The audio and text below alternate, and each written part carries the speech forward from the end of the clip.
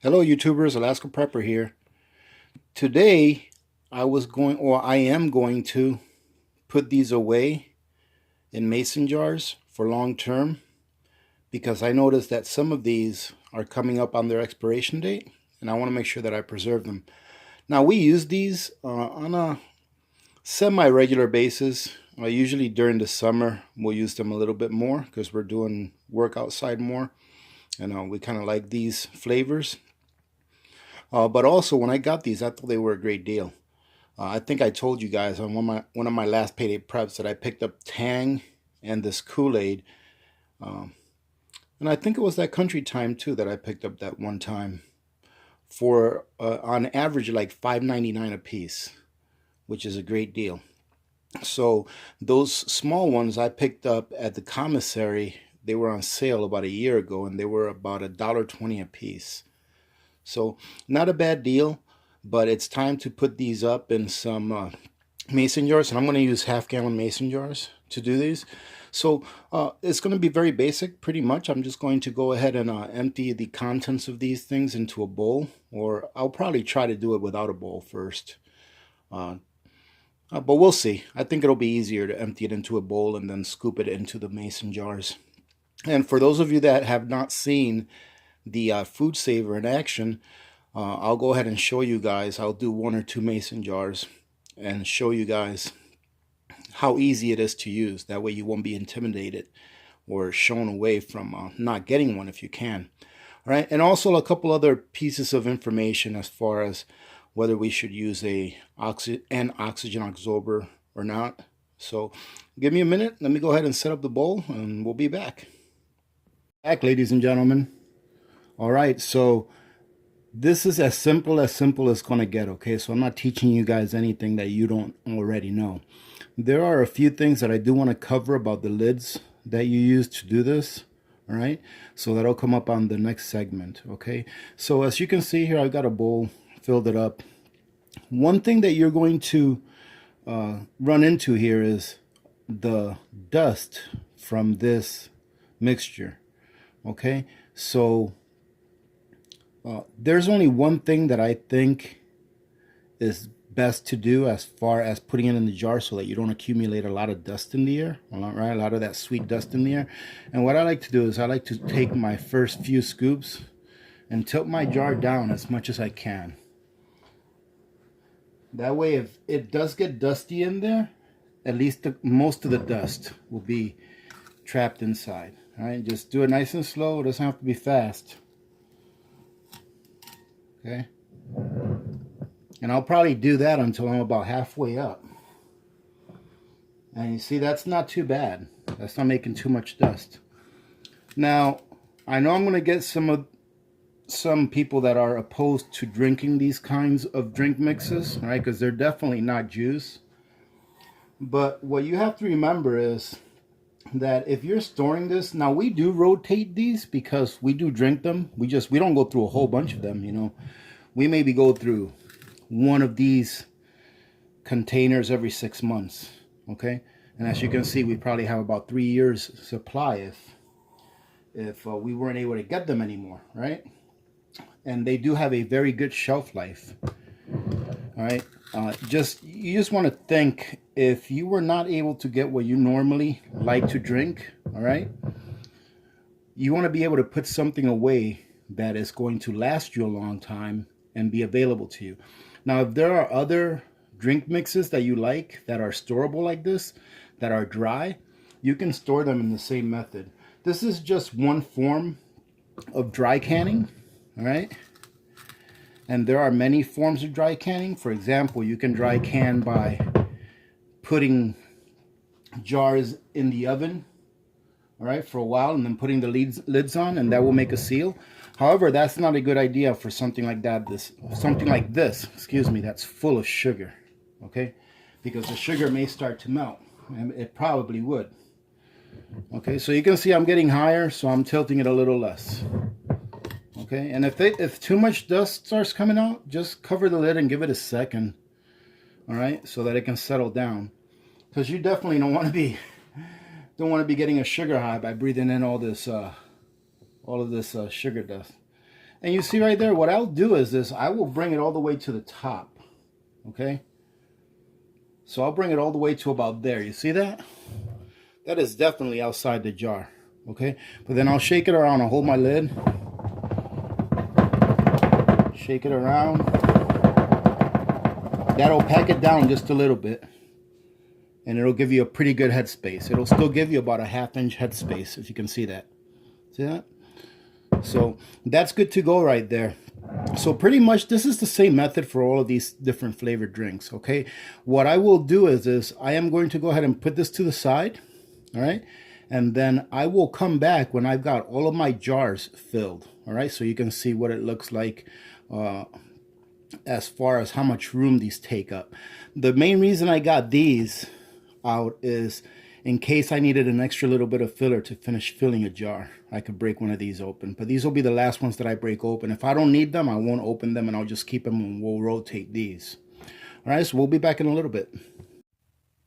All right, ladies and gentlemen, we're back, and we were able to get 10 jars, 10 half-gallon jars filled with 7 of those 5-pound containers. Okay, now some of them are 5 pounds, some of them are like 4.5 pounds. So, but I'm going to call them 5 pounds.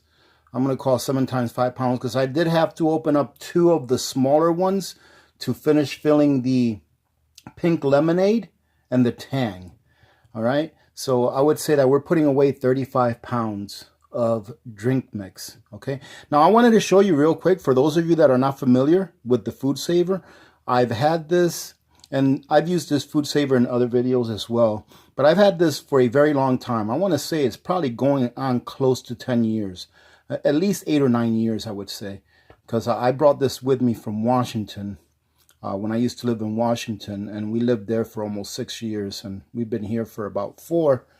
So I remember buying this soon after we got there. But in order to dry can, okay, which is what we're going to do today, you're going to need to have an attachment. All right, and your attachment is going to look like this. Now, they come in wide mouth and they come in small mouth. This is a wide mouth attachment. Usually you can buy a set of 2, and they're not very expensive. All right, so this is what you're going to use to place on top of your lid, all right, in order to make a seal once you activate your Food Saver. It's also going to come with a tube like this, all right, that has an end that looks just like this on both sides. One of them goes in here in the machine. Okay, let me show you guys. It's not hard to put on or take off. Oh, trying to do this with the camera on here. Okay, you just want to make sure that it's on there nice and taut. All right, don't kill it. And then what you're going to do is prior to starting the vacuum process, okay, prior to starting the vacuum process, you're going to go ahead and pick dry and normal. You don't want to do dry and fast, okay? Because there are some fine powders in there. I don't think it'll pose a problem because I've done this before. A lot of people say it's not good for the Food Saver, but I've done this a lot, and I've never had a problem, all right? I've dry canned flour, sugar, and these types of fruit mixes or drink mixes, which are really sugar. All you're doing here is storing sugar with a flavoring in it. Okay, and I've never had a problem. Okay, and then right before it starts sucking the air out, you're going to hit canister. All right, you're going to hit canister, and it's going to take off. Okay, now you're going to make sure that before any of that, that your handle down there, you see that handle? You're going to make sure that it's down, enabling this lid to close. If this doesn't close, it's not going to work for you. Okay, so whenever I see this seal flash, all I do is I just lift up my handle, I close it, and it turns off. No big deal. Okay, so that's what we're going to do. Let me go ahead and put the camera over here so that you guys can have a better view. And there's some of the ones that I've done right there. Now, I wanted to talk about the lids real quick. I bought 2 cases of these half-gallon jars. I had a good deal because they were like $2 or $3 off. So I got them for like, I don't know, between $9 and $11, I think, maybe 10 and change. I don't remember exactly because we bought several cases of different size jars. But I got a really good deal of this. Now, what we're going to do here is dry can, right? So I took the 12 lids that came in the 2 cases of jars that I bought, and I saved them. And I'm just going to reuse some lids that I've used in the past. You can reuse lids when you're dry canning.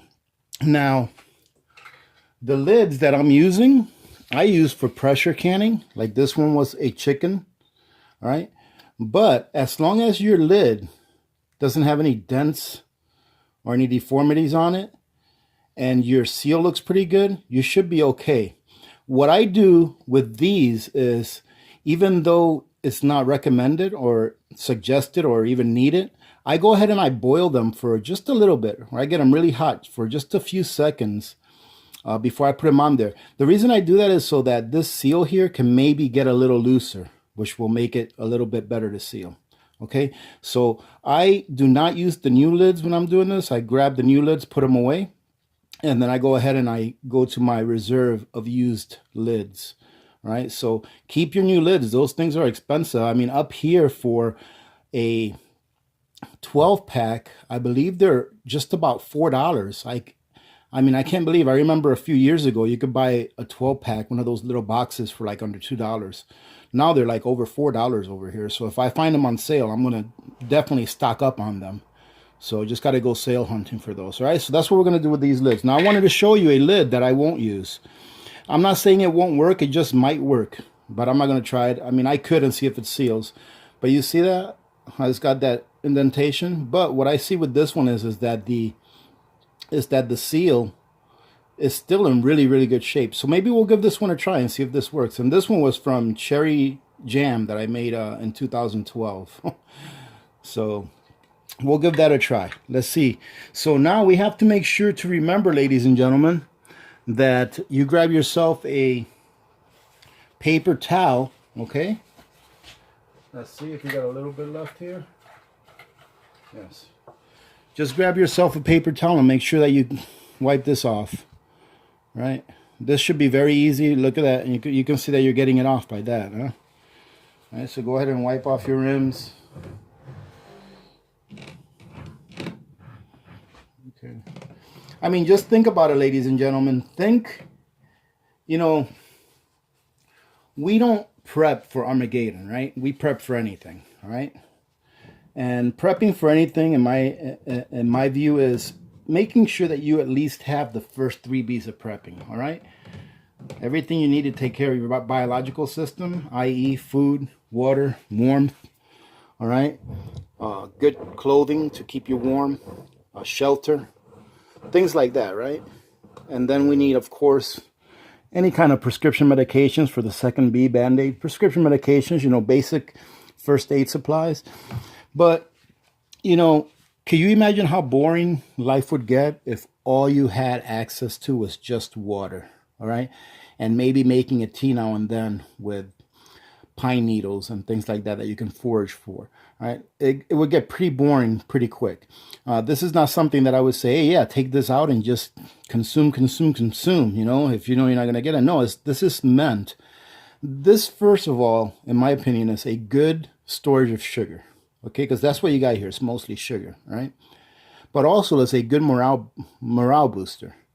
All right, things like this is a good morale booster. And I know some people will say, well, it's got preservatives, it's got food coloring. Yes, it does. And unless you live a full organic life, if you're lucky enough to have a full organic diet, then you're going to find these things in almost everything. All right, unfortunately. I'm not saying that's a good thing. All right, but you will. And not everyone is able to have citrus trees where they can grow lemons and things like that. So that's why I store this. We don't use this a lot. Like I said, we go through maybe 2 of those large containers a year, maybe 2, sometimes less. But it sure would be nice to have this if something were to happen where we couldn't get any more. All right. So, all right. So look, ladies and gentlemen, I'm going to try this lid first and see how it works. Now, as you can see also in some of these, what I did is I took the scooper and I put them in there. All right. So I took the scoopers and I put them in with the jars, or at least the scoopers that I had, because we ended up with more glass jars, mason jars, than we used in the 5-gallon containers, because the 5-gallon containers are a little big for 1 jar. So, Okay, so as you can see right here, I've got my lid on, right? All you have to do is take this attachment, put it in this little hole. Very easy, but put it in there nice and taut, okay? You're going to, is this our lid that, yeah, this is the one over here. We want to give this one a try and see what happens. I'm saying it will seal pretty good, all right? So what you want to do with this is you don't want to put this in at an angle. When you take it off, you want to take it off at an angle. But when you put it on, you want to make sure that your lid is nice and straight. It's on there really good, okay? And then you're just going to put this in straight down. Try not to knock your lid off its seat, okay? Now that you've got that done, you're going to come over here to the food saver, like I said before. You guys can't see that, but you're just going to push the button that says canister. And that's going to start sucking up the air. And the closer it gets to having as much air evacuated out of there as it can have, you'll hear it strain. You hear it starting to strain.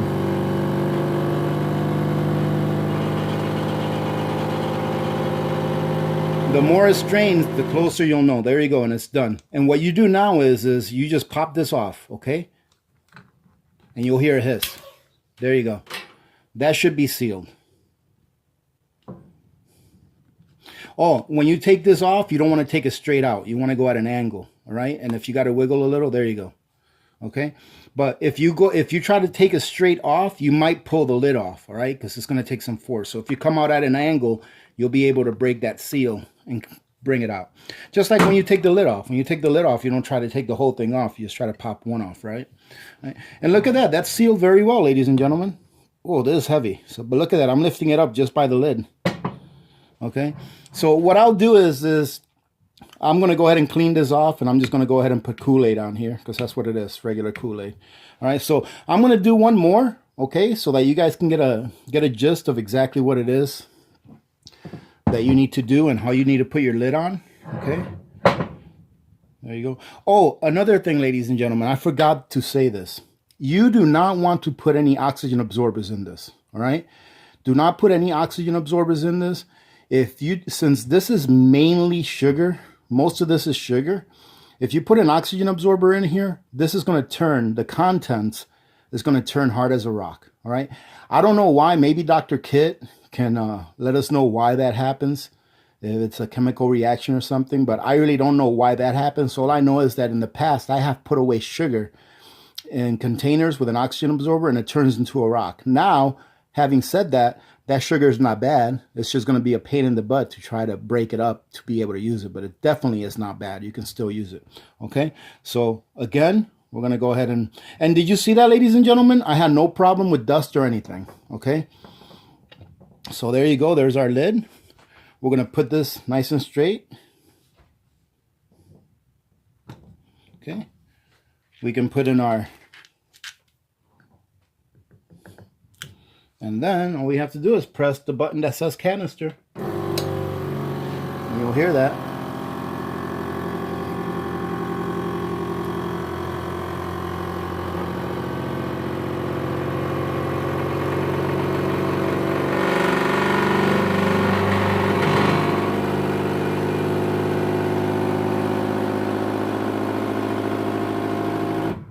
There you go. All right. And then remember, when we take this off, we're going to take it off at an angle. If you need to wiggle it up a little bit, that's fine. There you go. All right. And there you go, ladies and gentlemen. That's got a very good seal.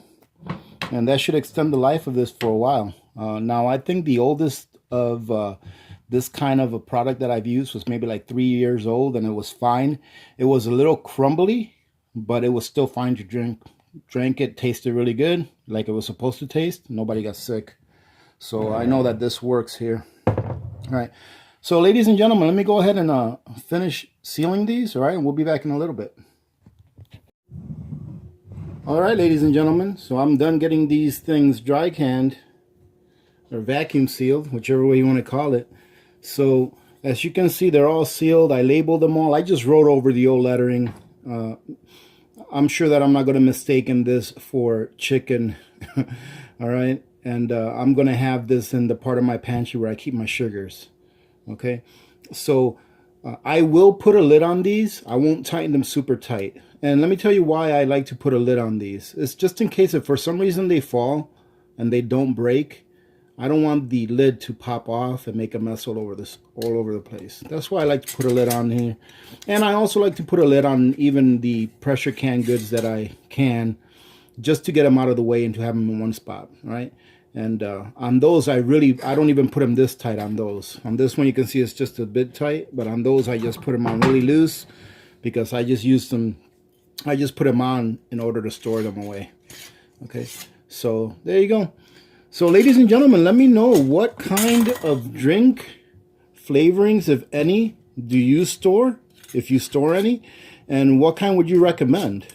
And do you guys have any ideas out there on what to forage for if you were looking to make a tea or make any kind of a drink that would take the monotony away of just drinking plain water?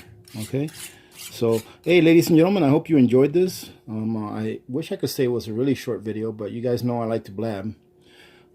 So yeah, let me know in the comments if you guys store any of these away, if you think it's a good idea, if you store any other types of drinks, if there's any other mixes out there that are a lot better for you, okay, as far as health-wise and as far as being able to store them long term. Okay, I think that one of my next big purchases is going to be condensed milk and evaporated milk, because I have a feeling that the price of those items are going to increase as well as time goes on. And when I say increase, I don't mean by a measly 2 to 3% a year, even though they increase by more than that. But those are the numbers that we're given. But I think that those items, dairy items, are going to increase a lot as well. So I'll probably start looking for sales and going out there and seeing what they've got. All right, ladies and gentlemen, thank you very much for joining in today. If you haven't subscribed and you're here for the first time, please push the subscribe button. You know, join a great community. If you guys are one of the AP Communities VIPs, thank you very much for spending a little bit of your time here today. Ladies and gentlemen, if you'd like to support the channel, there's many ways in which you can do it.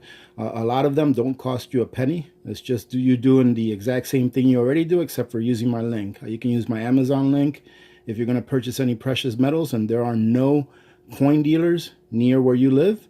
I have a precious metals link as well, SD Bullion. And thank you very much for all of your support. All right, ladies and gentlemen, I hope you guys have a great day today. Having said that, remember that when good people do good things happen. Remember to reach one, teach one, and repeat. If we all did this, the world would be a better place, and you know that it will be a better place. Many blessings to all of you and your families. This is Alaska Prepper, and I'm out.